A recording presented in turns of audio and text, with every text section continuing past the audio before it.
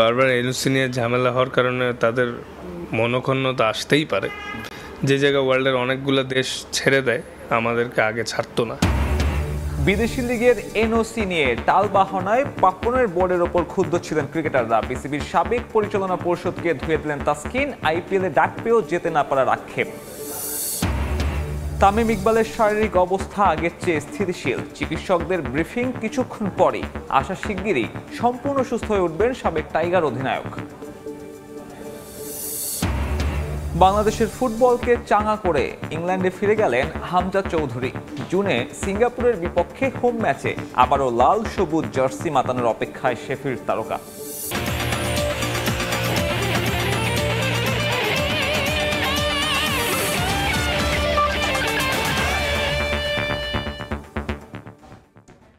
বিশ্বের নানা প্রান্তের খেলাধুলার খবর নিয়ে আমাদের নিয়মিত আয়োজন খেলার সময়। আর এই আয়োজনে আপনাদের সঙ্গে আছি আমি সাব্বির মিথুন। ক্রিকেটারদের এনওসি বা অনাপত্তি পত্র নিয়ে বিসিবির টালবাহানায় ভাবমূর্তি ক্ষুণ্ণ হয়েছে বাংলাদেশি ক্রিকেটারদের। ফ্রাঞ্চাইজিগুলোও তাই খুব একটা আত্মবিশ্বাস পায় না দলে ফেরাতে। তবে পাপন পরবর্তী সময়ে দলের ওপর সরাসরি হস্তক্ষেপের প্রভাব কমেছে বলে মনে করেন তাসকিন আহমেদ। চ্যাম্পিয়ন্স ট্রফি ব্যর্থতায় প্রস্তুতির ঘাটতি নয়, বরং গুরুত্ব দিলেন ব্যক্তিগত উন্নতির।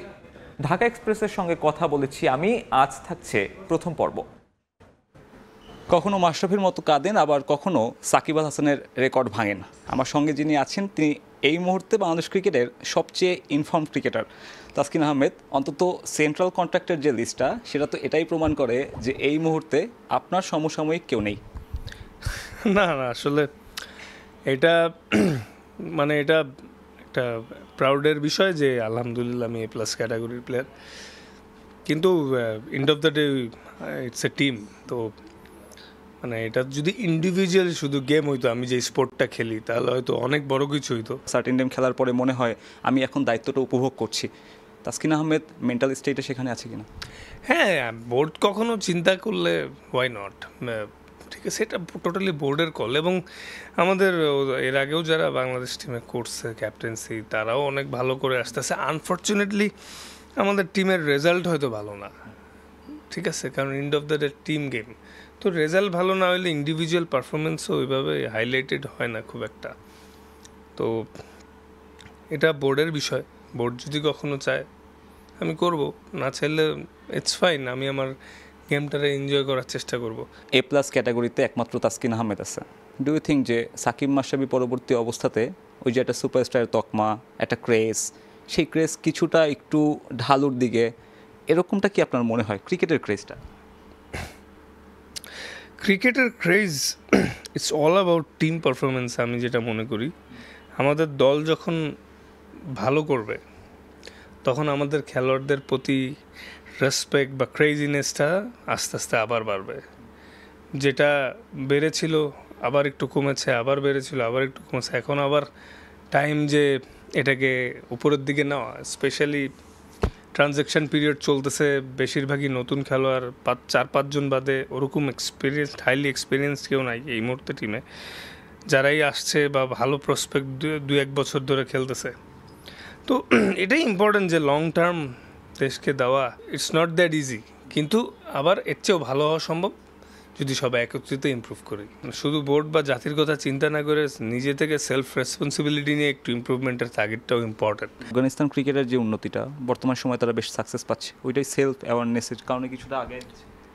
হ্যাঁ, আফগানিস্তান ক্রিকেট যে অবস্থান থেকে যেখানে আসতেছে, স্পেশালি ওদের প্লেয়াররা, আমি পার্সোনালি মনে করি ওরা প্রচুর ফ্রাঞ্চাইজ ক্রিকেট খেলে খেলে নিজেদেরকে ইমপ্রুভ করছে। কারণ অ্যাজ এ ফরেন প্লেয়ার হিসাবে যখন আপনি ফ্রাঞ্চাইজ ক্রিকেটে যাবেন, এটা কিন্তু একটা বাড়তি প্রেশার, কারণ ফরেনারদের লিমিট থাকে 4টা। বিগত কিছু বছর ধরে আমরা সবাই কম বেশি ফ্রাঞ্চাইজ ক্রিকেটে চান্স পেয়েছি, কিন্তু কেউই এনওসি পাচ্ছিলাম না। এখানে অনেকটা পিছাইছি আমরা ওদের থেকে। এনওসির প্রসঙ্গে বলি, আইপিএল থেকে অফার পেলেন যখন, তখন এনওসি পেলেন না।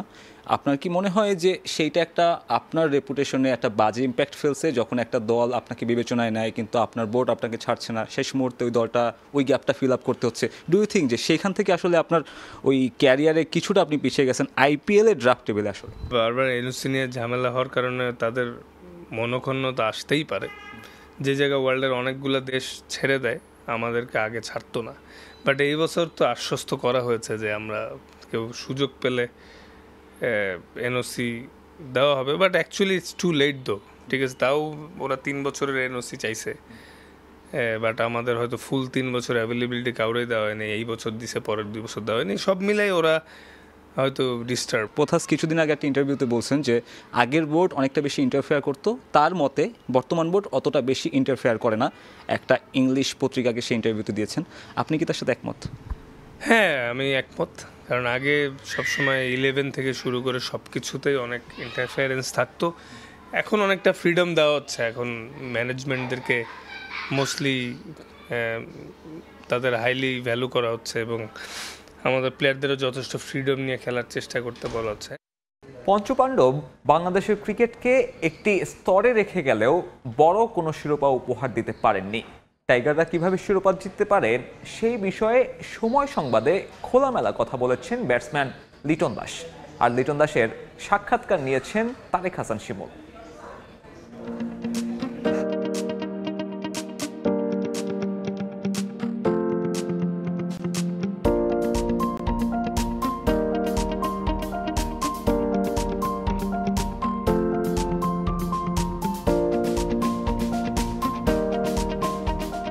টি-20 ফরম্যাটে বাংলাদেশে আসলে মানে কীভাবে দেখেন ভবিষ্যৎ? কারণ আমাদের কিন্তু এই 5 জন একটা স্তরে নিয়ে গেছে ক্রিকেটকে, বাট কোনো শিরোপা নেই তাদের। তারা যে লেভেলের লেজেন্ড, তাদের একটা ডিজার্ভ ট্রফি, বাট পায়নি। আপনাদের ওই টার্গেটটা কোথায়? ট্রফিটা আসলে পাওয়ার জন্য অনেক কিছু লাগে। এটা জিনিসটা এমন না যে আপনি একদিন ভালো খেলে ফেলবেন, 2 দিন ভালো খেলবেন, ট্রফি পেয়ে যাবেন।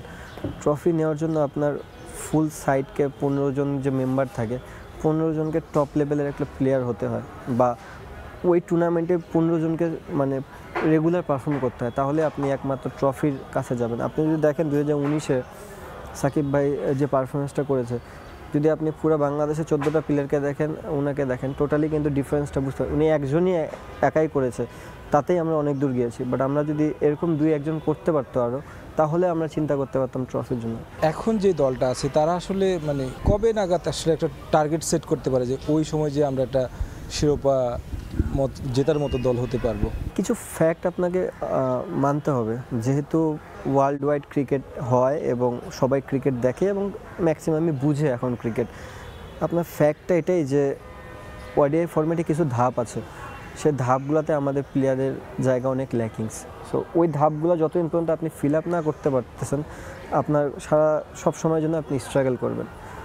ধাপগুলো হচ্ছে, আমাদের বাংলাদেশে কোনো সলিড অলরাউন্ডার নেই, যেটা আপনি বহির্বিশ্বে যতগুলো টিম দেখবেন যারা 5, 6, 7 ব্যাটিং করে, একটা solid allrounder, pace bowling allrounder হয়, যেখানে বাংলাদেশের নাই। বাংলাদেশের আগে লেগ স্পিনার ছিল না, এখন একটা লেগ স্পিনার আসছে, যে কারণে কিন্তু আমরা অনেকগুলো জায়গায় দেখবেন একটু ডিফারেন্ট রোল প্লে করতেছে। যদি এই লেগ স্পিনারটা নাও থাকতো তাহলে কিন্তু আরও স্ট্রাগল করতো, এটা একটা plus point. But at the same time এখন যে ক্রিকেট চলতেছে 50 ওভারে, আপনার 11 থেকে 40-এর মধ্যে এই জায়গায় আমাদের উইকেট টেকিং একটু কম হয়ে যাচ্ছে। আমার কাছে যেটা মনে হয় যে আমাদের যে 20 ওভারের যে স্পিন সাইড, এখানে যদি আমরা একটু উইকেট বের করতে পারি, তাহলে আমার মনে হয় যে আমরা গেমে বেশি থাকবো। এএফসি এশিয়ান কাপ বাছাইয়ে ভারত ম্যাচ শেষ করেই ইংল্যান্ড ফিরে গেলেন হামজা চৌধুরী। দলের সঙ্গে ফিরে এক রাত থেকেই যুক্তরাজ্যের পথ ধরেছেন শেফির তারকা। যাওয়ার আগে জানিয়ে গেছেন বাংলাদেশে কতটা ভালো সময় কাটিয়েছেন তিনি। জুনে আবারও লাল সবুজের দেশে আসার অপেক্ষায় এই football star. Thanks. I can't put into words how much this has meant to me. Thank you. Inshallah, I'll be back in June. Make dua for my good health and my return, and inshallah, I'll see you all in June for another 2 big games. ভারতের বিপক্ষে Asian cup কোয়ালিফায়ারের match খেলে গতকাল দেশে ফিরেছে বাংলাদেশ জাতীয় football দল।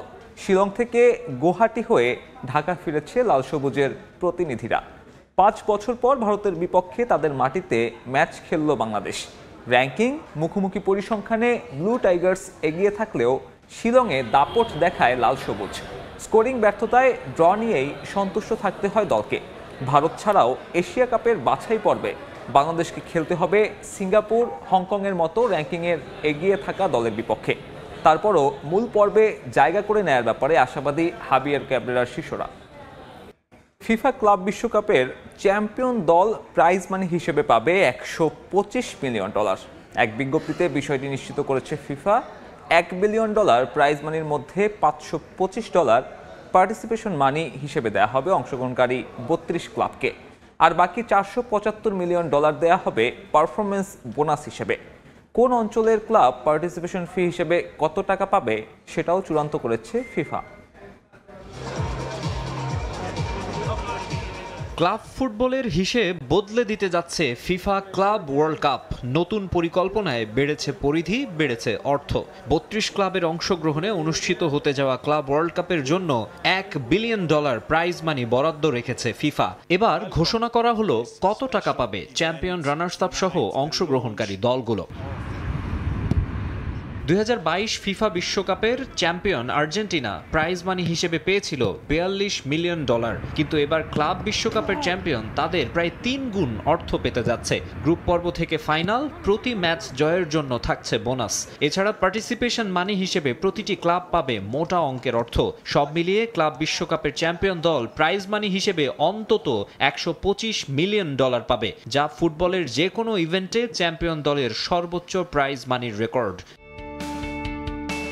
Club বিশ্বকাপের জন্য মোট $1 বিলিয়ন প্রাইজ মানি বরাদ্দ রেখেছে ফিফা। এর মধ্যে $525 মিলিয়ন পার্টিসিপেশন মানি হিসেবে দেয়া হবে অংশগ্রহণকারী 32 ক্লাবকে, আর বাকি $475 মিলিয়ন দেয়া হবে পারফরমেন্স বোনাস হিসেবে। অবশ্য পার্টিসিপেশন মানি হিসেবে ক্লাবগুলো সমান অর্থ পাচ্ছে না। ক্লাবগুলোর ক্রীড়া ও বাণিজ্যিক মানদণ্ডের ভিত্তিতে যা চূড়ান্ত করেছে ফিফা, যেখানে সর্বোচ্চ অর্থ পাবে ইউরোপিয়ান ক্লাবগুলো।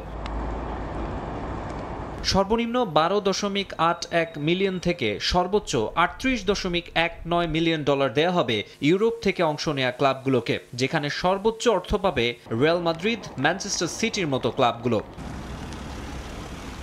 সাউথ আমেরিকার ক্লাবগুলোকে পার্টিসিপেশন মানি হিসেবে দেয়া হবে $15.21 million. Central, north, Caribbean, Asia, আফ্রিকার ক্লাবগুলোর জন্য বরাদ্দ $9.55 মিলিয়ন। আর ওশেনিয়া অঞ্চল থেকে অংশ নেয়া ক্লাব পার্টিসিপেশন মানি হিসেবে পাবে $3.58 মিলিয়ন। এছাড়া বিশ্বজুড়ে ক্লাব ফুটবলের উন্নয়নে একটি গ্লোবাল সলিডারিটি প্রোগ্রামের অধীনে $250 মিলিয়ন বরাদ্দ দিয়েছে ফিফা। আগামী 13 জুন থেকে 14 জুলাই পর্যন্ত যুক্তরাষ্ট্রে অনুষ্ঠিত হবে FIFA club world cup. Maksum Alam Khan, Somoy Sangbad. Tamim ইকবালের শারীরিক অবস্থা নিয়ে কিছুক্ষণ পরে রাজধানীর এভারকেয়ার হাসপাতালে ব্রিফ করবেন চিকিৎসকরা। এই মুহূর্তে সেখানে আছেন রিপোর্টার রিফাতুল ইসলাম মিরন। সরাসরি চলে যাচ্ছি তার কাছে। মিরন, আমরা এই মুহূর্তে আছি বসুন্ধরা আবাসিক এলাকার এভারকেয়ার হসপিটাল সামনে, যেখানে তামিম ইকবাল গত পরশুদিন রাতে সেখানে তাকে কেজিপি হসপিটাল থেকে তাকে এখানে ট্রান্সফার করা হয়েছে। মূলত এখানে তিনি বিভিন্ন অবজারভেশনের মধ্যে আছে এবং পরবর্তীতে এখানে হসপিটাল থেকে ডাক্তার যিনি দায়িত্বে রয়েছেন তারা কিন্তু একটা প্রেস ব্রিফিং করার কথা তামিমের বর্তমান শারীরিক অবস্থা নিয়ে। এখান থেকে তারপরে জানা যাবে।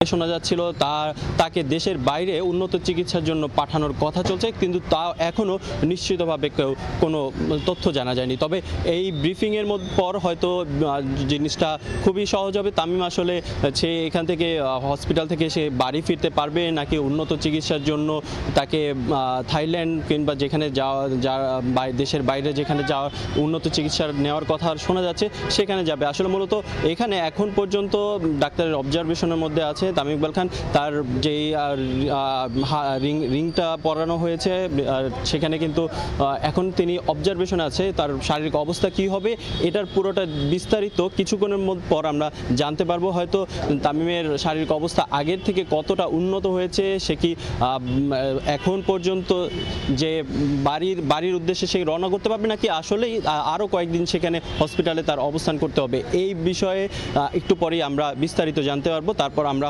হয়তো আপনাদের জানাতে পারবো। এই ছিল এভারকেয়ার হসপিটাল থেকে আমার কাছে তামিমের সবশেষ আপডেট। সহকর্মী মিরন যুক্ত হয়েছিলেন, জানাচ্ছিলেন তামিম ইকবালের শারীরিক অবস্থার সবশেষ খবর। তামিম আর বেঁচে নেই এমন খবর শুনেই ঢাকা থেকে রওনা দিয়েছিলেন চাচা আকরাম খান। তবে বর্তমানে তামিম বেশ সুস্থ আছেন, তাই স্বস্তিতে তার পরিবারও। আমাকে যে বলা হলো যে মানে ওর মানে ইজ নো মোর আর কি।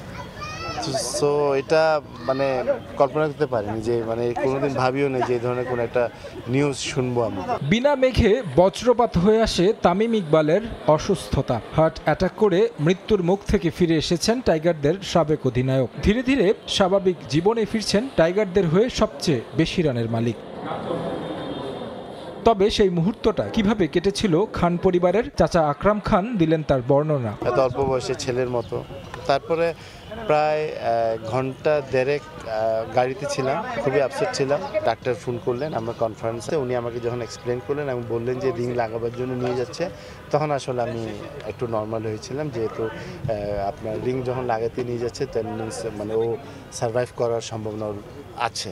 বর্তমানে ভালো আছেন তামিম, তবে অধিকতর পরীক্ষা নিরীক্ষার জন্য দেশের বাইরে যাবেন বাঁহাতি ওপেনার। কেউকে ছোট করতে চাই না, বাট তারপরেও যে আপনার বেটার ট্রিটমেন্টের জন্য প্লাস আরও অন্য কিছু ফ্যাসিলিটির জন্য, তারপর দেখা যাচ্ছে অনেকে মানে ওখানে অনেকে যাচ্ছে, ওনাদের আসলে ট্রাফিকের যে অবস্থা এবং রমজান মাস, তো সব কিছু বিবেচনা করে আমরা বললাম যে মানে এটা আমরা ঢাকায় পারিবারিকভাবে আমরা ঢাকায় নিয়েছি এবং ডাক্তারদেরও কনসার্ন নিয়েছি, ওনারা বললেন যে আপনার অ্যাম্বুলেন্সে গেলেও কোনো সমস্যা হবে না। এখানে যেটা হওয়ার তো সেটা হয়ে গেছে, যে আপনার রিং লাগানো হয়ে গেছে, বাট ডেফিনেটলি আমরা যত তাড়াতাড়ি সম্ভব পারিবারিক থেকে সিদ্ধান্ত নিয়ে আমরা দেশের বাইরে নিয়ে ওকে জাস্ট ভালোভাবে মানে আমরা এক্সামিনেশন করে তারপরে একটা রিলিজ হবো আর কি, যে টেনশনটা রাখতে চাচ্ছি না। চট্টগ্রামের ক্রীড়া পরিবারের সন্তান তামিম ইকবাল জীবনের উপর দিয়ে ঘটে যাওয়া এমন দুর্ঘটনার পর আবারও কি মাঠে ফিরতে পারবেন তিনি? চাচা আকরাম খান তাকে নিয়ে বেশ আশাবাদী। ও কিন্তু আপনার মাসখানিক পর কিন্তু সে নর্মাল,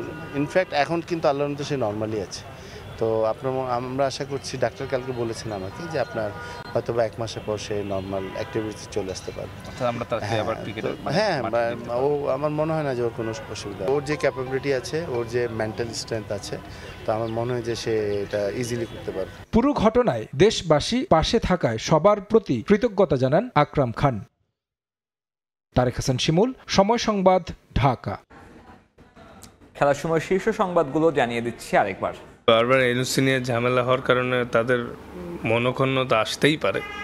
যে জায়গা ওয়ার্ল্ডের অনেকগুলো দেশ ছেড়ে দেয়, আমাদেরকে আগে ছাড়তো না।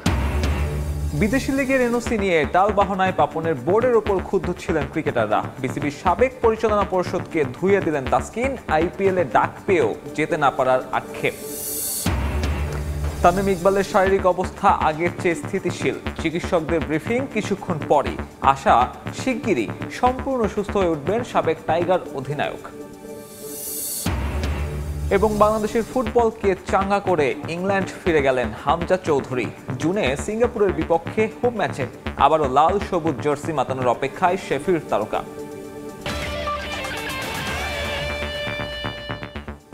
এই ছিল খেলার সময়ে, সঙ্গে থাকুন সময়ের।